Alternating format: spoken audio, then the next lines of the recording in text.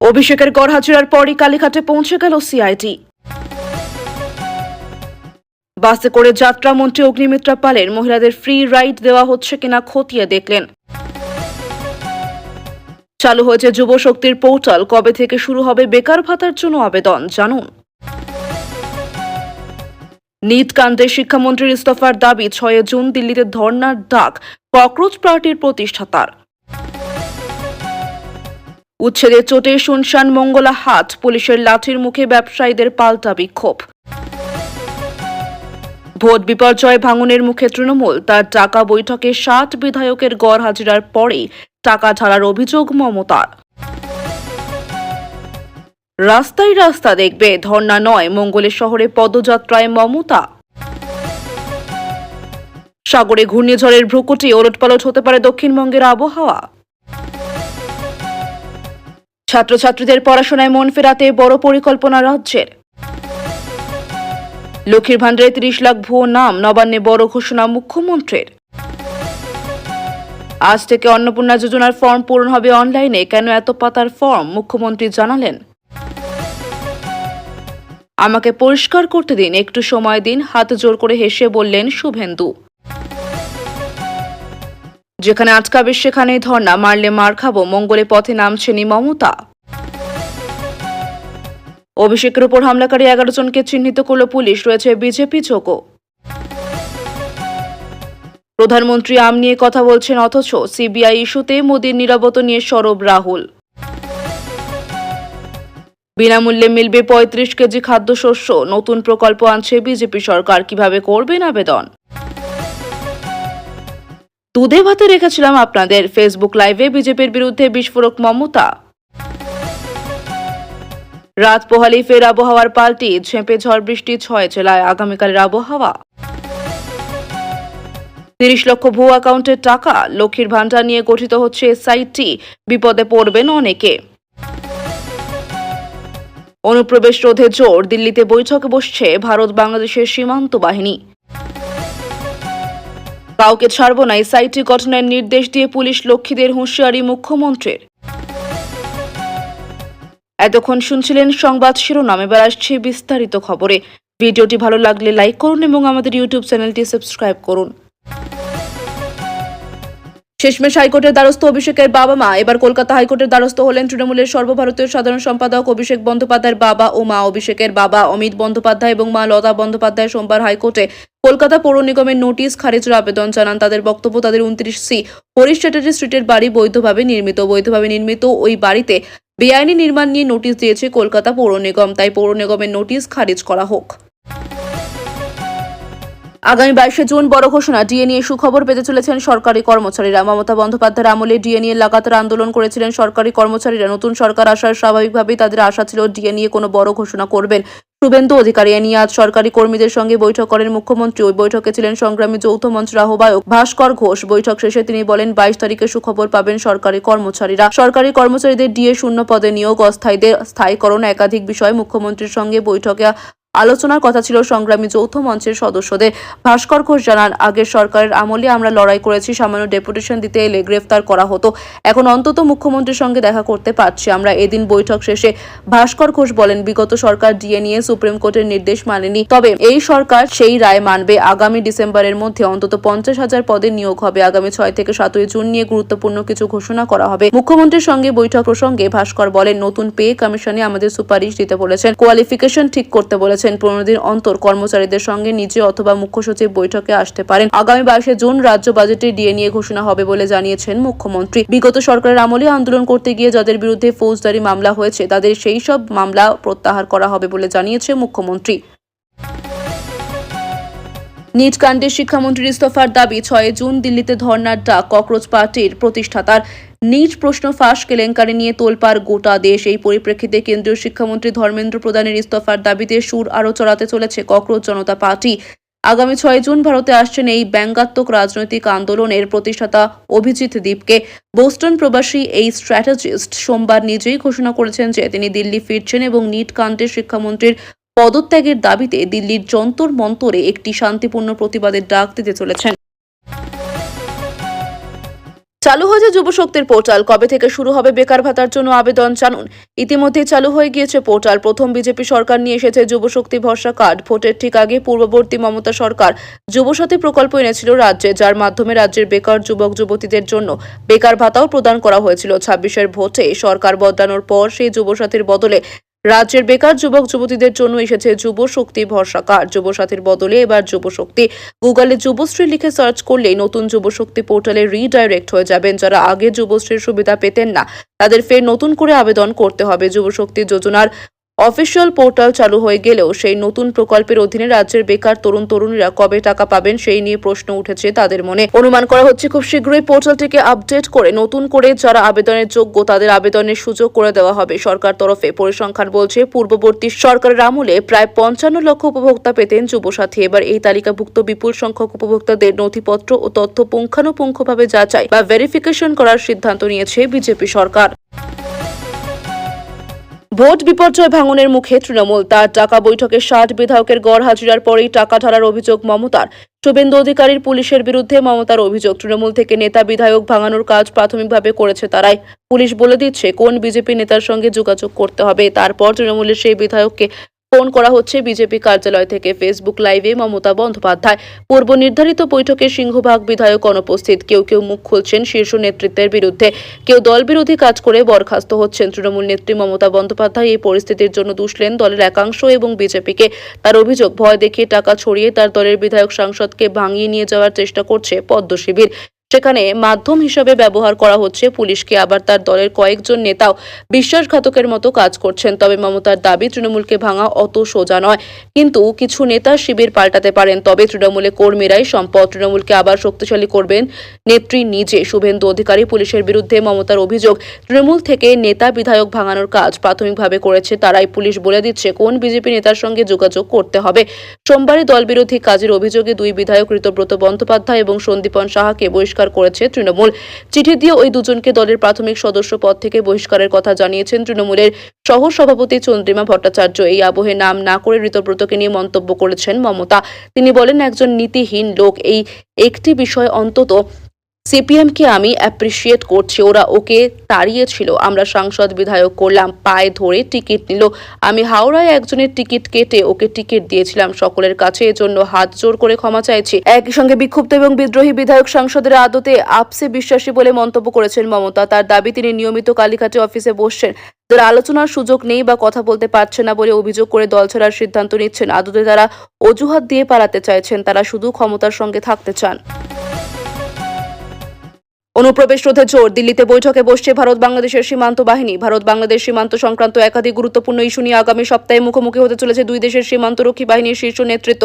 আগামী 8ই জুন থেকে নয়াদিল্লিতে শুরু হবে 3 দিনের উচ্চ পর্যায়ের বৈঠক, যেখানে অংশ নেবে ভারতের সীমান্তরক্ষী বাহিনী বিএসএফ এবং বাংলাদেশের বর্ডার গার্ড বাংলাদেশ বিজেপি। বাংলাদেশে তারেক রহমানের নেতৃত্বে বিএনপি সরকার গঠনের পর এই প্রথমবার 2 দেশের বাহিনীর ডিজি পর্যায়ের বৈঠক হতে চলেছে। ফলে সীমান্ত নিরাপত্তা সংক্রান্ত বিষয়গুলির পাশাপাশি এই বৈঠকে ভারত বাংলাদেশ সম্পর্কের নতুন অধ্যায়ের সূচনা বলেও মনে করছে কূটনৈতিক মহলের একাংশ। দিল্লিতে বৈঠকে বসছে ভারত বাংলাদেশের সীমান্ত বাহিনী সূত্রের খবর।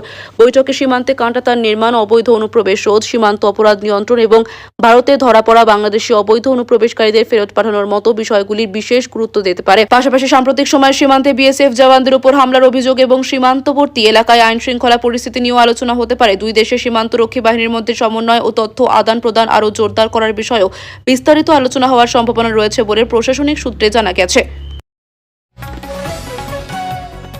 অভিষেকের গড় হাজিরার পরই কালীঘাটে পৌঁছে গেল সিআইডি। বিধায়কদের সই জাল কাণ্ডে তাকে আজ ডেকে পাঠিয়েছিল সিআইডি, কিন্তু নিজের শারীরিক অবস্থার কথা জানিয়ে হাজিরা এড়ান তৃণমূলের সর্বভারতীয় সাধারণ সম্পাদক অভিষেক বন্দ্যোপাধ্যায়।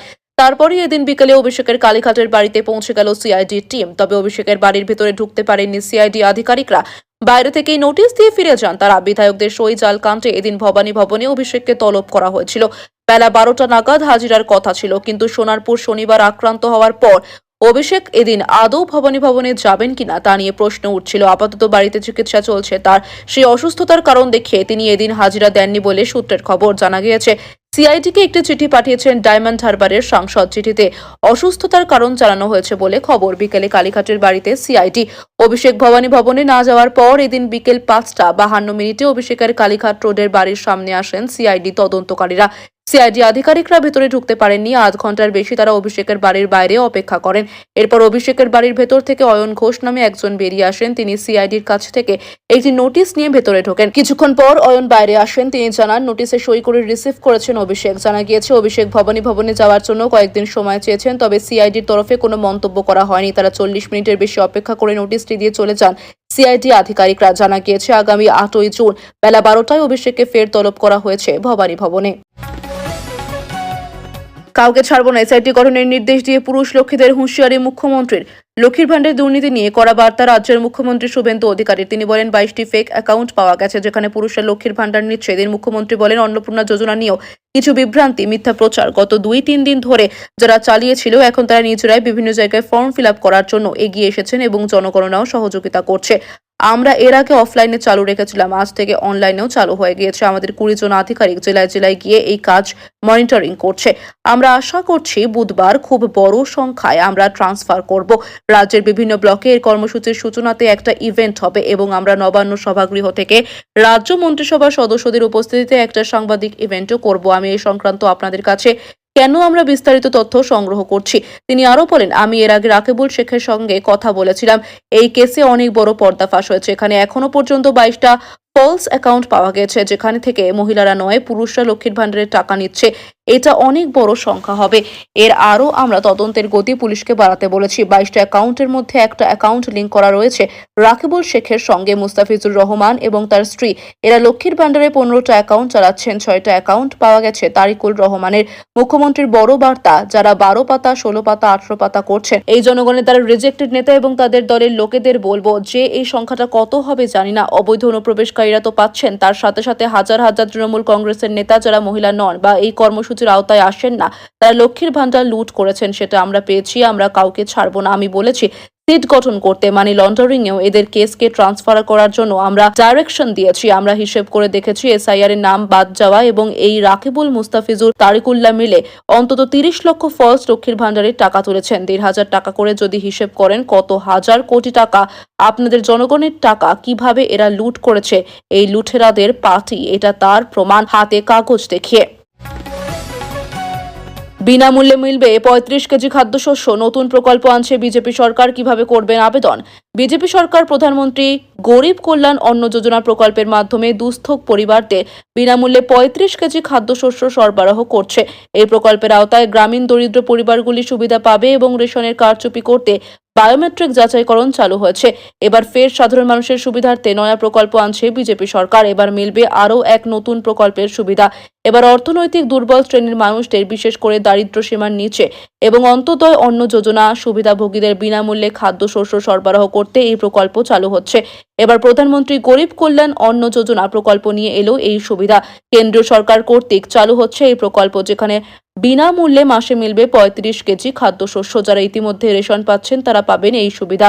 জানা গিয়েছে কোভিড-19 মহামারীর সময় 2020 সালের 26শে মার্চ দরিদ্র পরিবারগুলোর খাদ্য নিরাপত্তা নিশ্চিত করার জন্য চালু করা হয়েছিল এই প্রকল্প। সে সময় প্রায় 81.35 কোটি মানুষ উপকৃত হয়েছেন। এবার এই সুবিধা পাবেন গ্রামীণ এলাকার দরিদ্র পরিবার, যেমন ভূমিহীন কৃষক, শ্রমিক, প্রান্তিক কৃষক, গ্রামীণ কারিগর, বস্তিবাসী, দিনমজুর। তারা মাসে 34 কেজি খাদ্যশস্য পেত। এবার ফের চালু হচ্ছে এই প্রকল্প। তবে কিভাবে এই প্রকল্পের জন্য আবেদন করবেন তা এখনো স্পষ্টভাবে জানা যায়নি। বাসে করে যাত্রামন্ত্রী অগ্নিমিত্রা পালের মহিলাদের ফ্রি রাইড দেওয়া হচ্ছে কিনা খতিয়ে দেখলেন। হঠাৎই বাসে পুর ও নগরোন্নয়ন মন্ত্রী। গড়িয়াহাট থেকে বাসে উঠলেন মন্ত্রী অগ্নিমিত্রা পাল। আজ থেকে বাসে মহিলাদের ফ্রি রাইড, সেই পরিষেবা খতিয়ে দেখতেই বাসে সওয়ার অগ্নিমিত্রা পাল। কথা রাখলো বিজেপি সরকার। 1 জুন থেকে এই রাজ্যে সরকারি বাসে মহিলাদের যাতায়াত হয়ে গেল ফ্রি, অর্থাৎ সরকারি বাসে মহিলাদের যাতায়াত করতে কোনো টাকা লাগবে না। রাত পোহালেই ফের আবহাওয়ার পাল্টি, ঝেঁপে ঝড় বৃষ্টি 6 জেলায়। আগামীকালের আবহাওয়া। জুনের প্রথম সপ্তাহে আবহাওয়ার ভোল বদল হতে চলেছে রাজ্যে। দক্ষিণবঙ্গে যখন চড়া রোদ আর অস্বস্তিকর গরমে নাজেহাল, ঠিক তখনই উত্তরবঙ্গে স্বস্তির বার্তা নিয়ে হাজির হচ্ছে প্রাক বর্ষার বৃষ্টি। আবহাওয়া দফতরের পূর্বাভাস অনুযায়ী আগামী বৃহস্পতিবার থেকেই উত্তরবঙ্গের জেলাগুলিতে ভারী বৃষ্টির সম্ভাবনা রয়েছে। দক্ষিণবঙ্গে বাড়ছে গরম ও অস্বস্তি। অন্যদিকে দক্ষিণবঙ্গের জেলাগুলিতে ঝড় বৃষ্টির সম্ভাবনা ক্রমশ কমবে। গত 2-3 দিনের ঝড় বৃষ্টির কারণে তাপমাত্রা স্বাভাবিকের নিচে ছিল, তবে আজ সোমবার থেকে আগামী বুধবারের মধ্যে তাপমাত্রা এক ধাক্কায় 3 থেকে 4 ডিগ্রি সেলসিয়াস পর্যন্ত বেড়ে যেতে পারে। উত্তরবঙ্গে প্রাক বৃষ্টির এন্ট্রি। উত্তরবঙ্গে আজ বৃষ্টির সম্ভাবনা কিছুটা কম থাকলেও মঙ্গলবার থেকেই ছবিটা বদলাবে। মঙ্গলবার দার্জিলিং, কালিম্পং এবং জলপাইগুড়িতে ঝড় বৃষ্টির দাপট বাড়বে। বুধবারের মধ্যে উত্তরবঙ্গের ওপরের 5টি জেলাতেই ঝড় বৃষ্টির সম্ভাবনা তৈরি হচ্ছে। বৃহস্পতিবার থেকেই এই জেলাগুলিতে বৃষ্টির পরিমাণ আরও বাড়বে। বিশেষ করে আলিপুরদুয়ার জেলায় ভারী বৃষ্টির সতর্কতা জারি করা হয়েছে। দার্জিলিং, কালিম্পং, আলিপুরদুয়ার, কোচবিহার এবং জলপাইগুড়িতে ঘন্টায় 40 থেকে 50 কিলোমিটার বেগে তীব্র ঝোড়ো হাওয়ার পাশাপাশি বজ্রবিদ্যুৎ সহ বৃষ্টির আশঙ্কা রয়েছে। আবাসের ঘর পেতে কোটি টাকা কাটমানি। পলাতক তৃণমূল উপপ্রধানের সঙ্গীকে গণধোলাই মহিলাদের। কাটমানি দিলে তবেই মিলবে আবাসের ঘর। তৃণমূলের উপপ্রধান কারো থেকে 10,000, কারো থেকে 20 থেকে 30,000 টাকা নিয়েছিল বলে অভিযোগ, কিন্তু বাড়ি মেলেনি। রাজ্যের পালাবদলের পর এবার সেই টাকা ফেরত পেতে ওই তৃণমূলের নেতার বাড়ির সামনে বিক্ষোভ স্থানীয় মহিলাদের। সে সময় উপপ্রধানের সঙ্গী তাদের হুমকিও দিয়েছিল বলে অভিযোগ। শেষ পর্যন্ত বিক্ষুব্ধরা ওই সঙ্গীকে গণধোলাই দিল। চাঞ্চল্যকর ঘটনাটি ঘটেছে বনগাঁর গোপালনগরে। ঘটনায় এলাকায় প্রবল রাজনৈতিক চর্চা শুরু হয়েছে। স্থানীয় বিজেপি নেতৃত্বের দাবি, তৃণমূল নেতৃত্ব দীর্ঘদিন ধরেই এলাকায় অনাচার করেছে।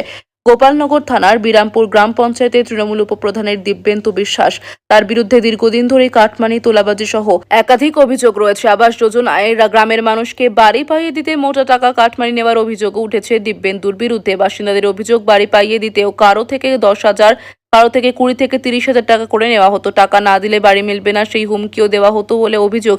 বাধ্য হয়ে কষ্টের টাকা ও তৃণমূল নেতাকে দিতে বাধ্য হতেন মানুষজন। বাসিন্দাদের অভিযোগ, বাড়ি পাইয়ে দিতে কারো থেকে 10,000, কারো থেকে 20 থেকে 30,000 টাকা করে নেওয়া হতো। টাকা না দিলে বাড়ি মিলবে না, সেই হুমকিও দেওয়া হতো বলে অভিযোগ। বাধ্য হয়ে কষ্টের টাকা ওই তৃণমূল নেতাকে দিতে বাধ্য হতেন মানুষজন।